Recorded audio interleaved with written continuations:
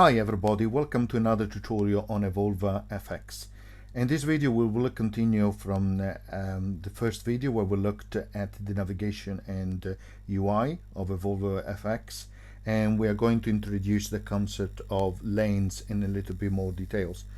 I'm approaching this series of tutorials in a step-by-step basis, incrementally and slowly. We will learn how to use all the features of the app itself.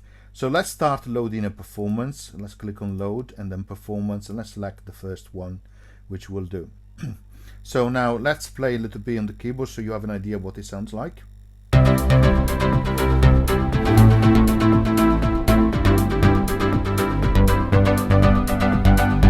Okay, that will do. So we have 4 lanes, lane A, B, C, D. Think for now of the lanes as if they were sequencer track. Okay, you can select each one of them like so. Click on A, B, C, D. Each one of them can be enabled, disabled, like clicking on the enable button several times like so.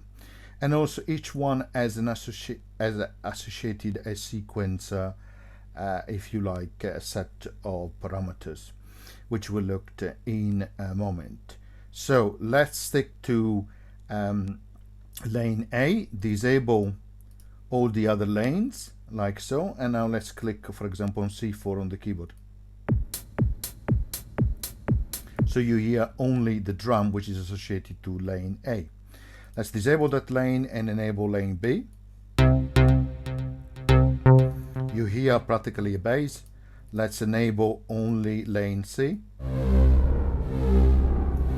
You hear a kind of synth bass. And then let's enable the last lane, lane D. And this is used more for a chord type of effect. Okay, for each of the lane, you can set also the levels here, which is the volume. So you can bring in gradually, for example, in a live performance, each lane individually, which is very useful if you want to create some variations. Now, if you disable the sequencer like so, and you keep enable the track, then you will, when you click on the keyboard, you practically hear the sample, in this case a multi-sample associated to that lane.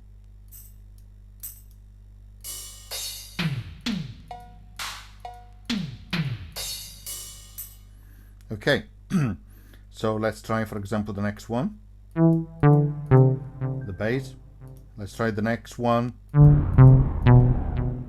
I left enable, of course, the bass, so let's disable it. And of course the last one again. Perfect. Now let's stick to lane A. Let's enable that lane like so. Now, because I have that lane enabled, the other sections in EvolverFX will change accordingly. So let's scroll down like so. And as you can see on lane A, we have 4 steps on the timing. You can see also the type of length that has been associated with it. In this quiz, it is a quarter because it's yellow. Okay.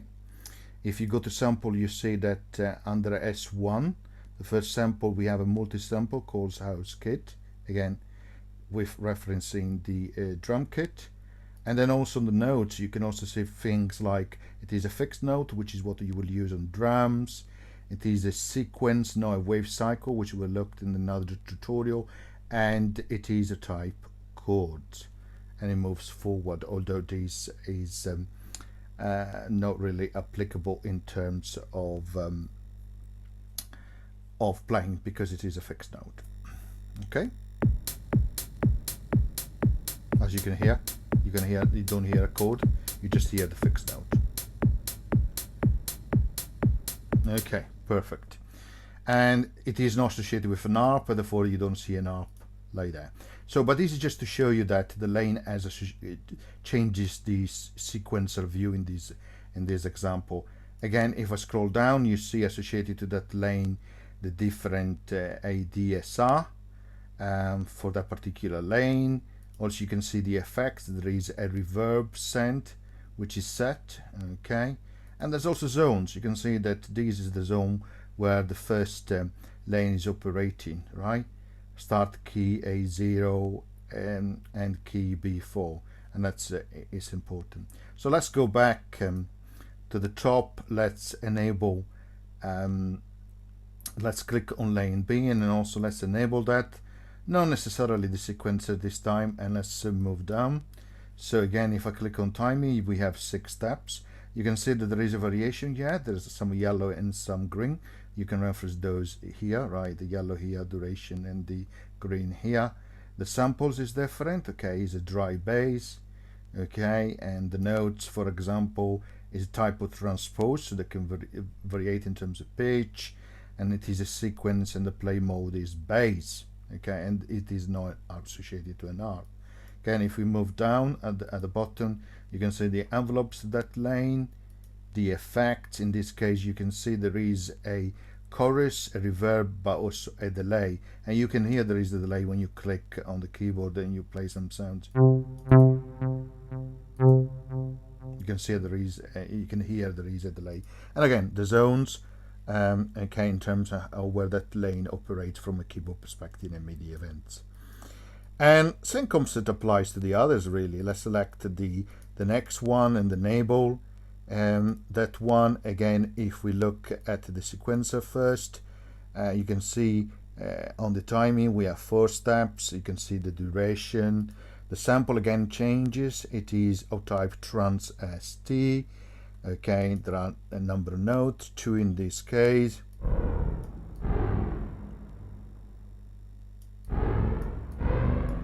Okay, it's a sequence and it's a type bass, and again you can see the envelopes associated with that lane, the effects, again delay, reverb, and chorus, and again the zone that it operates to.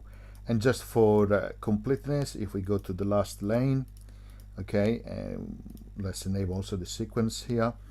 Okay, you can see from a timing perspective, again, very different. You have 10 steps here, which is, you can see also there, and there's a pattern here which established using different duration of notes. There's also a multiplier which has been applied, which we'll go through that later on. The samples is KR, HPF, stop. The notes, again, 2 notes there. Sorry, 2 steps. Okay, type of transpose is a sequence, and chords again. And ultimately you can see the zone here and the effects similar, and the envelopes that have been associated to that particular lane. So hopefully, as you can see, now you have a good understanding of how lanes work, how to enable them, how to enable and stop sequences, and you saw how to change the volumes for each of the lane. And also now you know that selecting different lanes, you can then go to each different section, the sequences section, and also the other section to actually change the corresponding parameters. Okay, I hope you enjoyed, and we will continue the in the next tutorial, and see you soon. See you next time.